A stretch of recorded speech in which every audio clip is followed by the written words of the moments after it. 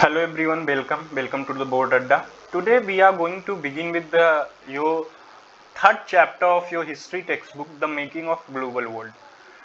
This ये जो chapter है इसमें कुछ ही पॉइंट्स आपके एग्जामिनेशन में बोर्ड इवॉल्युएट करेगा। कुछ सब टॉपिक्स हैं, उसको मैंने डिस्कस कर दिया था जो पहली वीडियो थी on the question paper design and course structure for your social science examination. ये चैप्टर हम लोग यहाँ पर पूरा पढ़ेंगे, लेकिन आपको जो है बोर्ड ऑफ पॉइंट व्यू से कुछ इंपॉर्टेंट टॉपिक्स ही पढ़ने हैं। उसको आप लोग जाके वो वीडियो नहीं देखे हैं तो देख लीजिएगा, आपको पता लगेगा कि कहाँ कहाँ से क्वेश्चन फ्रेम होंगे, कौन कौन से सब्जेक्ट का। मतलब सोशल साइंस में तो आपकी हिस्ट्री भी है, ज्योग्राफी भी है, इकोनॉमिक्स भी है एंड पॉलिटिकल साइंस भी है। कितने वेटेज, मतलब सबका इक्वल वेटेज रहेगा, लेकिन किस चैप्टर का कितना वेटेज रहेगा, कहाँ से मैप के क्वेश्चन पूछे जाएंगे, ये सब चीजें वो कोर्स पेपर में सीबीएसई खुद बताता है और उसको मैंने डिस्कस किया है। आप लोग वहां से जाके देखिएगा। थोड़ा सा वीडियो हो सकती है आपको क्लियर ना हो, लेकिन एक क्लियर अंडरस्टैंडिंग आपको जरूर डेवलप हो जाएगी, क्योंकि उसमें विजुअल्स पूरे साफ हैं। 1 पॉइंट के स्पीड पे आप करके देखिएगा। ये चैप्टर हम लोग यहाँ पूरा करेंगे, तो आइए स्टार्ट करते हैं अपने चैप्टर को। देखिए, जब हम ग्लोबलाइजेशन शब्द की बात करते हैं, देखो ग्लोबलाइजेशन शब्द का अगर हिंदी में शाब्दिक अर्थ समझे, हिंदी में इसका मतलब समझे तो वैश्वीकरण होता है। मतलब जो एक कंट्री की बाउंड्री है और दूसरे कंट्री की बाउंड्री है, उन जगहों पे जो लोग रह रहे हैं, बाउंड्रीज का तो डिफरेंस है, लेकिन उनमें एक इंटरकनेक्टिविटी देखने को मिल रही है, with the medium of trade, with the social media. तो कैसे ग्लोबलाइजेशन इमर्ज हुआ? जब हम ग्लोबलाइजेशन शब्द की बात करते हैं तो हम लोग बात करते हैं कि एक इकोनॉमिक सिस्टम जो 15 ईयर्स एगो 15 ईयर्स एगो जो इमर्ज हुआ in the world. But as you will see in the chapter, the making of global world has a long history of trade, of migration of people in a search of work, the movement of capital, much else. As we think about the dramatic and visual signs of global interconnectedness in our lives today, we need to understand the phases through which the world in which we lived has emerged. Look, हम लोग globalisation सब तो बहुत आसानी से कह दे रहे हैं कि वैश्वीकरण, लेकिन ग्लोबलाइजेशन के पूरे प्रोसेस में there were the not directly happened. Globalisation directly नहीं हुआ कि हाँ एक सडन वे बाय ग्लोबलाइजेशन हुआ। बहुत सारा समय लगा, उसमें बहुत सारे प्रोसेसेस हुए एंड इसकी एक लॉन्ग हिस्ट्री है। आप यहाँ पर भी ट्रेस कर पा रहे हैं कि 50 साल पहले की बात है। तो कैसे ये चीज इमर्ज हुई, यही सब जो इससे रिलेटेड टॉपिक्स हैं इस चैप्टर में हमको डील करने हैं। How the ancient people use to trade, which on which routes they use to trade, ये सब चीजें हमको इस चैप्टर में डिस्कस करनी है the making of global world में। All through history, human societies have become steadily more interlinked. From the ancient times, traders, priests, and uh, you know, pilgrims traveled vast distances for knowledge, opportunity, spiritual fulfillment, or to escape, persecution. अगर आप बात करें, अगर आप history वगैरह थोड़ा सा भी पढ़े हैं तो आपको नॉलेज होगा कि कैसे जो है एंशिएंट समय में, प्राचीन समय के, अगर आप गुप्ता वगैरह काल की बात करें या चंद्रगुप्त मौर्य वगैरह की काल की बात करें, तो आप देखेंगे कि वहां पर ट्रैवलर्स विजिट करते थे। यू विल फाइंड कि उनके राज्य में यह ट्रैवलर विजिट किया था, या उनके समय, ये उन राजा के समय यह आदमी जो है या व्यक्ति भारत आया था। तो वो लोग अपनी लिटरेचर को लेके, अपनी ज्ञान को लेके एक जगह से दूसरे जगह उसका प्रचार प्रसार करने के लिए जाते थे। जैसे अगर आप बात करें तो एक चाइनीज ट्रैवलर था ह्यूएन सांग, जो कि हर्षवर्धन कोर्ट में आया था। एक एंशिएंट किंग रहता है जिसकी कोर्ट में ह्यूएन सांग आया रहता है। तो ये एक हिस्ट्री है। जो ग्लोबलाइजेशन आज हम लोग पढ़ रहे हैं वो एकदम आसानी से हुआ चीज नहीं है, उसके पीछे काफी लंबा इतिहास है। दे कैरी गुड्स, अच्छा, जब वो अपने साथ चाहेंगे तो कुछ खाने की भी चीजें लाएंगे, कुछ स्किल्स लाएंगे, कुछ आइडियाज, और कुछ वहां पर जो चीजें होती हैं उसके बारे में आएंगे, बताएंगे, चाहे वो इन्वेंशन हो, और अपने साथ वो एक खतरे वाली भी चीज लेके आते थे। जब वो साथ आएंगे तो कुछ नई टाइप्स की जर्म्स एंड डिजीजेस लाएंगे। हो सकता है वो चीज जो अपने साथ लाए हैं, जो बैक्टीरिया या वायरसेस, उनके बॉडी में है उनको इफेक्ट ना कर रहे हो, लेकिन जब वो इस एनवायरमेंट पे आएंगे यहाँ के लोगों को इफेक्ट कर रहे हो, तो when they travel they not only took money, values, skill, ideas, but even germs and diseases they carry with them. As early as 3000 BC, an active coastal trade linked the Indus Valley civilization with the present day West Asia. For more than 1 millennia, cowries, the Hindu cowrie or cells, sea cells, used a form of currency from the Maldives, found their way to China and East Africa. Look, what it is saying that कि जो earlier 3000 BC before common era की बात करें, तो एक जो coastal trade link जो है इंडस वैली सिविलाइजेशन से, अगर आप सिंधु घाटी सभ्यता जिसको हिंदी में कहते हैं इंडस वैली सिविलाइजेशन की बात करेंगे, इसके कुछ ट्रेड लिंक ट्रेस हुए हैं जो कि उस समय का सिविलाइजेशन था मेसोपोटामिया सिविलाइजेशन और सुमेरियन सिविलाइजेशन, जो कि इजिप्ट का ये सब पार्ट है, इजिप्ट के साइड या ग्रीस के साइड का जो पार्ट है वहां से इनके लिंक मिले हैं। तो कैसे उस समय में भी देखो आज से कई हजार साल पहले भी जो है हमारा ट्रेड जो है बाकी सिविलाइजेशन बाकी सभ्यताओं के साथ था। और अगर आप बात करें तो उस समय जो हमारे एंशिएंट पूर्वज थे, जो एंशिएंट लोग थे, आप कह सकते हैं कि वो जो करेंसी का इस्तेमाल करते थे उसको कौड़ी कहा जाता था। अगर आप देखेंगे जो सी सेल्स होती हैं, जो समुद्र में सीपियां पाई जाती हैं, उससे जो है ये लोग ट्रेड किया करते थे, उसका इस्तेमाल करते थे एज ए करेंसी के रूप में। The long distance spread of disease carrying germs may be traced as far as back as 7th century. By the 19th century it had become an unmistakable link. अगर आप बात करें कि जो germs and diseases भी आई थी, तो पहले भी बहुत साल पहले भी जो महामारी वगैरह होती थी वह फैली हुई थी। तो इससे आप लोग ट्रेस लगा सकते हैं कि आप भी आज के भी समय में है कि देखिए जैसे कोरोना वायरस स्प्रेड हुआ है, तो सब लोग कहें कि इसका जो ओरिजिन पॉइंट है वो चाइना है। तो हो सकता है कि जो डिजीजेस भारत में आई पहले भी उसका ओरिजिन पॉइंट इंडिया ना रहा हो, जो ट्रेवलर्स या यात्री उस समय आए, जो ट्रेडर्स वगैरह वो लेके आए हों। तो कैसे आप ये देख पा रहे हैं कि जो ग्लोबलाइजेशन है और इंटरकनेक्टिविटी है, एक सिविलाइजेशन से दूसरे सिविलाइजेशन से, एक स्टेट से दूसरे स्टेट से, एक कंट्री से दूसरे कंट्री से, एक नेशन से दूसरे नेशन से, ये कोई संभावित जो है घटना नहीं थी कि इसको जो है प्रयोजन में किया गया था कि नहीं इसको इस दिन होना ही है। ये एक लंबा समय लिया, इसमें बहुत सारे प्रोसेसेस हुए, सी रूट खोजा गया और जो है लैंड रूट खोजा गया, काफ़ी चीज़ें थी। इसी सब चीज़ को हमको इस चैप्टर में डिटेल डिस्कशन करना है। What were the ancient perception of globalization? What were the modern perception of globalization? That we have to discuss in this chapter. If you look this figure, you will find some ancient figure, जो कि यहाँ पर अगर आप देखें तो ये ship बनी हुई है, एक गोवा म्यूजियम में रखा हुआ एक एंशिएंट फिगरीन है जो आप ये पिक्चर में देख पा रहे हैं। अब आता है अगला, silk routes in link the world. ये बहुत इंपॉर्टेंट है, ये भले से आपकी एग्जामिनेशन में तो मैं कंफर्म नहीं कर पाऊंगा इवोल्यूएट किया जाएगा कि नहीं किया जाएगा, लेकिन ये जो चीज़ है काफ़ी इंपॉर्टेंट है। रुकिए एक बार हम देख भी लेते हैं क्या क्या चीज़ें इवोल्यूएट की जाएगी। 1 मिनट समय दीजिए आप।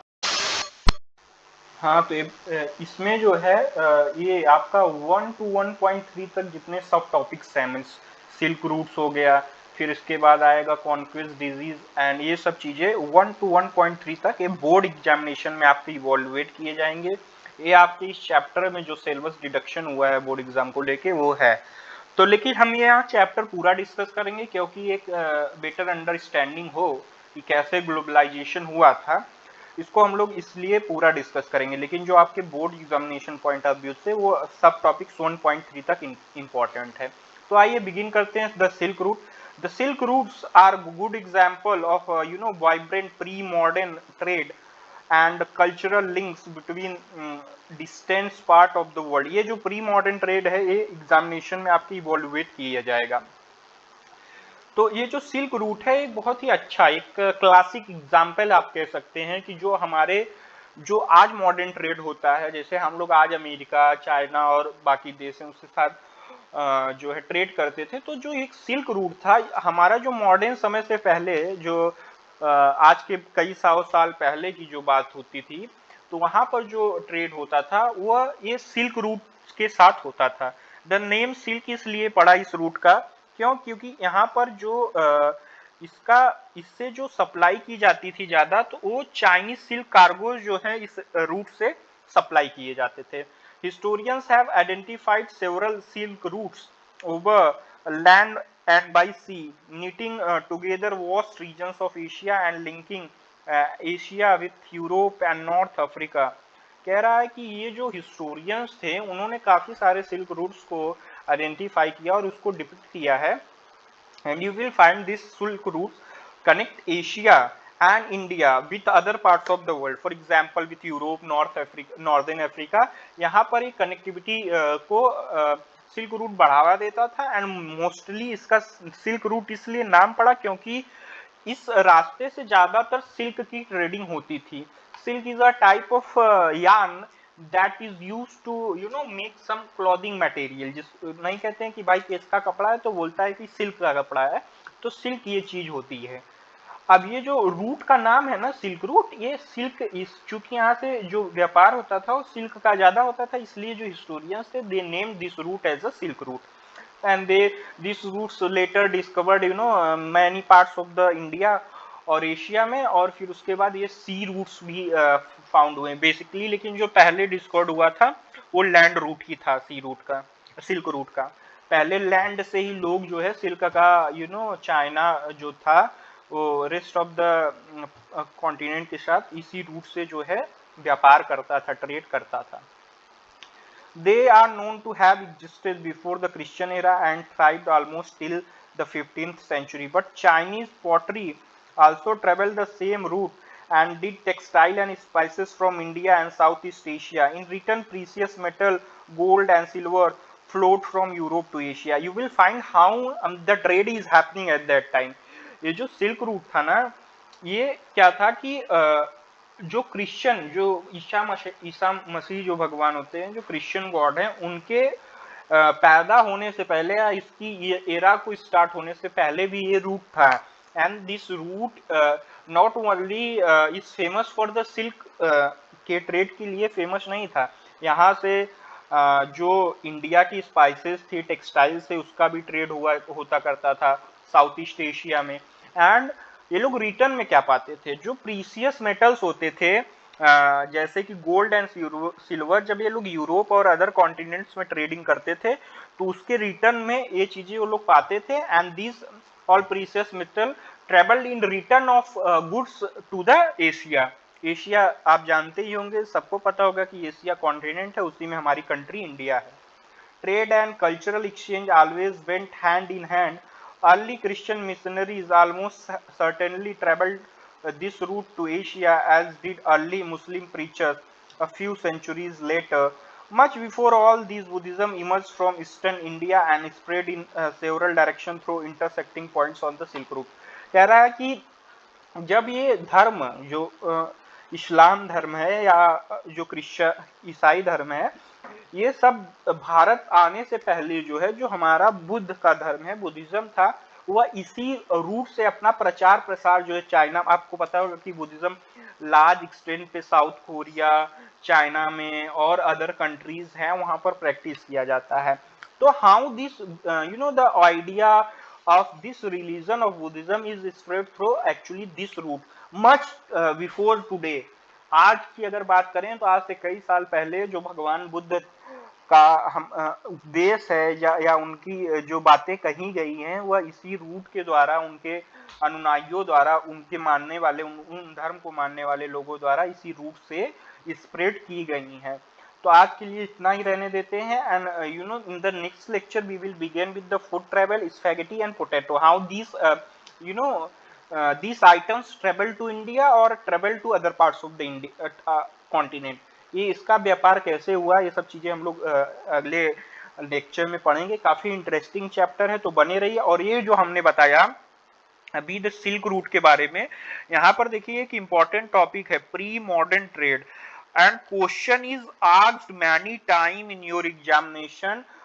Right short note on the pre modern trade between Asia and Europe और अफ्रीका, ये चीज। और throw light on the pre modern trade, ये क्वेश्चन में आया है।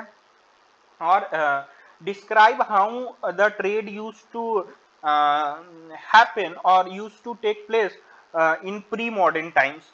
तो ये क्वेश्चन काफी बार एग्जाम में फ्रेम हुआ है। सिल्क रूट इसमें जो है कैसे ट्रेड होती थी, आप बताएंगे कि in pre modern time people use to trade along the silk route, they used to travel from one continent or one country to other country. Silk route नाम इसलिए पड़ा गया क्योंकि जो सिल्क कार्गो चाइना से थे वो रेस्ट ऑफ द वर्ल्ड में इसी से ट्रेवल करते थे इन एंशियंट टाइम। एंड फिर उसके बाद करेंगे not only the silk but also the Indian spices and textiles travelled from this routes and this route is connected with the part of the Europe and northern Africa with Asia। फिर उसके बाद आप बताएंगे कि not only the trade is taken place along this route but also cultural exchanges take place. तो आप बताएंगे कि कैसे क्रिश्चियन मिशनरीज, कैसे मुस्लिम प्रीचर्स और कैसे बुद्धिज्म इसी रूट से स्प्रेड हुआ था रेस्ट ऑफ द वर्ल्ड में। तो ये क्वेश्चन काफी बार एग्जाम में पूछा गया है आपके कि throw light on how the ideas of trade and culture has traveled from Asia to rest of the world। तो ये क्वेश्चन काफी तरीकों से फ्रेम हुआ है, लेकिन उसका आंसर सिर्फ आपको इसी पैरा से मिल जाएगा। ये पैरा आप बहुत ध्यान से पढ़िएगा और रिमेम्बर करने की कोशिश कीजिएगा कि सिल्क रूट क्या था, कैसे ट्रेड उस समय होता था, कैसे कल्चरल और कैसे आइडियाज का एक्सचेंज हुआ रेस्ट ऑफ द वर्ल्ड और एशिया में। ये चीज काफी बार एग्जामिनेशन में पूछी गई है, तो please be careful while reading this para। okay everyone, thank you। if you अगर आपको वीडियो अच्छी लगी हो और समझ में आया तो लाइक करें, सब्सक्राइब करें and please share the content that your friend too will benefit from this content।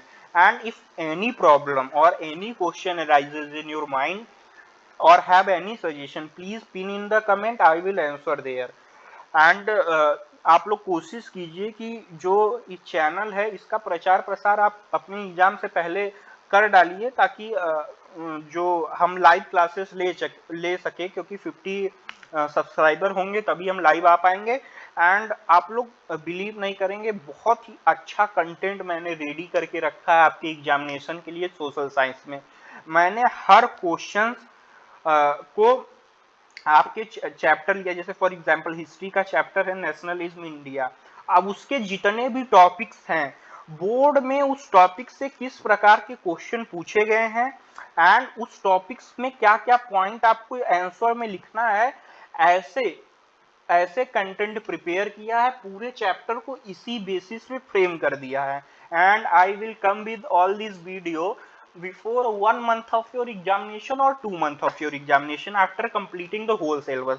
बहुत ही मजा आने वाला है गाइस। आप लोग चैनल को सब्सक्राइब कीजिए और सपोर्ट कीजिए, ताकि आपकी जो सोशल साइंस की प्रिपरेशन है वो अच्छी इफेक्टिव हो पाए and you will score 80 out of 80 in your theory examination.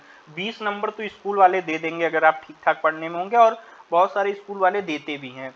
तो आपको अगर 80 में से 80 आना है सोशल साइंस में, तो चैनल का प्रसार कीजिए, तब देखिए मजा कैसी आपकी प्रिपरेशन होती है। Thank you everyone.